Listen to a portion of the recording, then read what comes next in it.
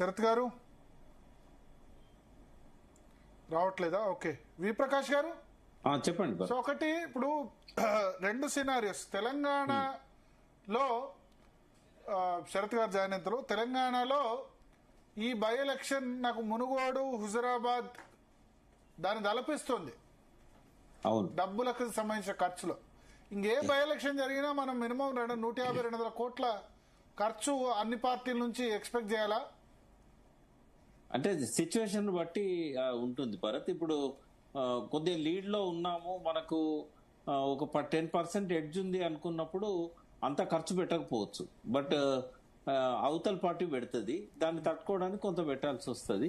But మీరు అన్నట్టు హుజురాబాద్ది మునుగోడు దానికంటే కూడా ఇక్కడ అంత వేడి లేదనిపిస్తుంది. ఇక్కడ కొంత క్లారిటీ వస్తా ఉన్నది పార్టీలకు. మనం ఎంత ఖర్చు పెట్టినా గెలవమనే అభిప్రాయం కావచ్చు, మనం పెట్టకపోయినా కూడా మనకు ఒక 10% ఎడ్జ్ వస్తుందని కావచ్చు, ఆ నమ్మకాలు వచ్చినాయి. యాక్చువల్ ఖర్చు ఇంకా స్టార్ట్ కాలేదు భరత్ గారు.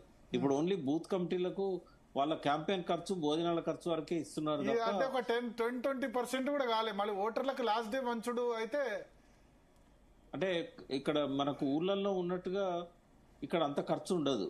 ఊర్లలో బాగా ఖర్చు పెట్టాల్సి వస్తుంది, ఎందుకంటే ఒకరింట్లో ఇచ్చేది ఇంకొకరికి తెలుస్తుంది.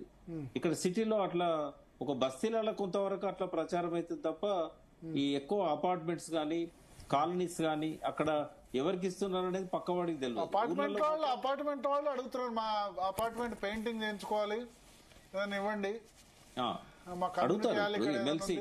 ఎమ్మెల్సీ ఎలక్షన్లలో టీచర్స్ ఎమ్మెల్సీ అపార్ట్మెంట్ వాళ్ళు కూడా వదిలిపెట్టట్లే. అది ఎవరైనా ఇప్పుడు గ్రాడ్యుయేట్స్ టీచర్స్ సెలక్షన్లలో కూడా ఖర్చు తక్కువేం కాదు అభ్యర్థులు. మాకు పెయింట్ చేసుకోమండి మా అపార్ట్మెంట్ మొత్తం ఓట్లు మీకేనా అడుగుతున్నారు. అదే అలవాటు చేసుకోవాలి, లేకపోతే డ్రైనేజ్ ప్రాబ్లం ఉంది అది క్లీన్ చేయండి, ఎంత కొంత అవుతుంది అని చెప్పి వాళ్ళు 5 సంవత్సరాలు కట్టే ట్యాక్స్ అంతా కూడా ఎమ్మెల్యే ఎంపీ ఎలక్షన్లలో రికవర్ చేసుకోవాలనుకుంటారు కదా ఎవరైనా.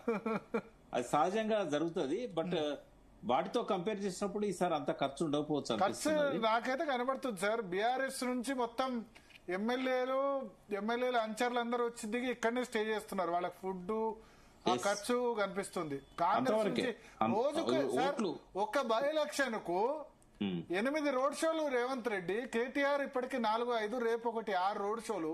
ఎంత ఖర్చు అవుతుంది మీరు ఆలోచించండి. ఒక రోడ్ షో పెట్టాలంటే ఒట్టిగా వస్తారా జనం? మరి ఎలక్షన్ కమిషన్ ఏం చేస్తున్నది?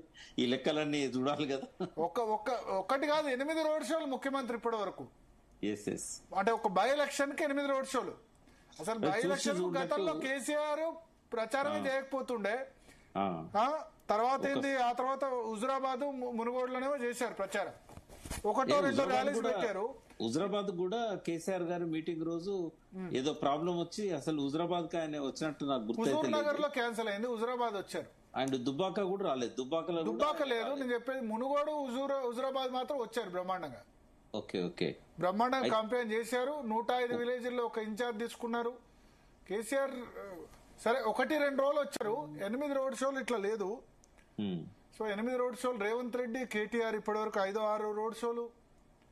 చాలా ప్రెస్టేజియస్ గా తీసుకున్నారు. అంటే ఇది రెండు పార్టీల మధ్య పోరుగా మారింది ఇది. ఎందుకు అంటే కాంగ్రెస్ కొంత క్యాండిడేట్ ప్లస్ అనే భావన బయటకు వచ్చింది.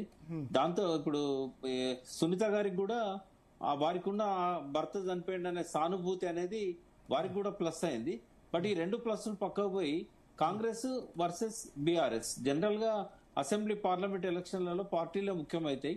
అదే వాతావరణం బై ఎలక్షన్ లో కూడా కనబడతా ఉంది మనకు. శరత్ గారు వచ్చారు, మీ ఆడియో వచ్చిందా?